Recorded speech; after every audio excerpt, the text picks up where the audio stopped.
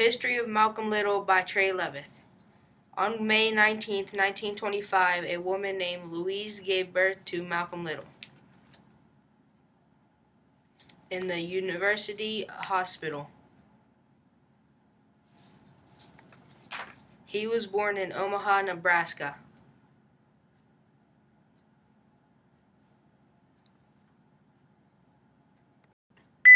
In 1931, Malcolm started kindergarten.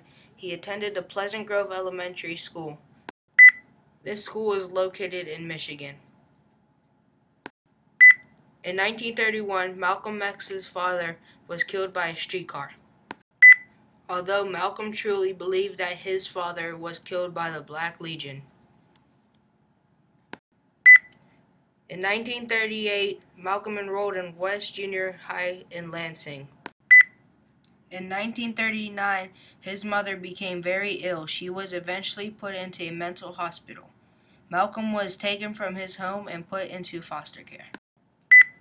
By the end of this year, Malcolm enrolled into Mason High School in Michigan.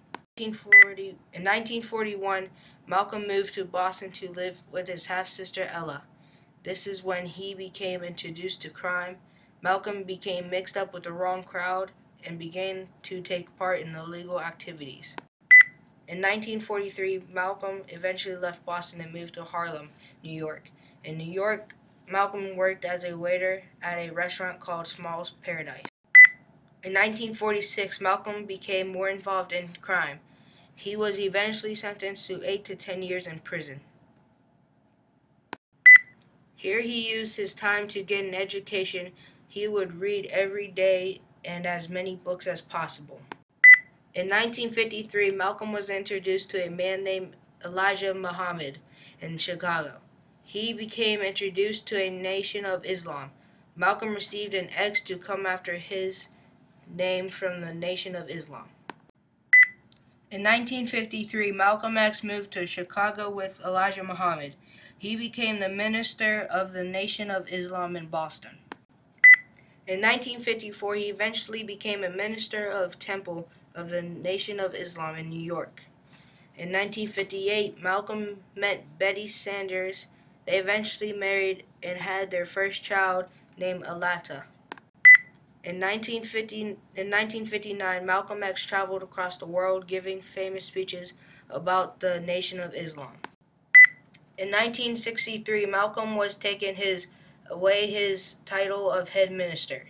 He lost his position because of a speech made that offended many Caucasian people. Many of his speeches were him speaking badly about Caucasian people and showed how much he disliked Caucasian people.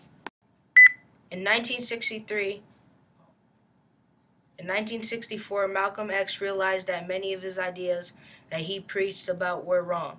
All he wanted was equality and respect for African Americans. He created the Organization for African American Unity. He became very well known and an active member of civil rights and equality and peace for all people. In 1965, Malcolm X was assassinated during a speech that he was giving. He was shot 25 times. Over 2,000 people attended Malcolm X's funeral. Malcolm X will be remembered for his incredible speeches, work in the civil rights, work for equality for African Americans, and work toward peace between all people. Rest in peace, Malcolm X.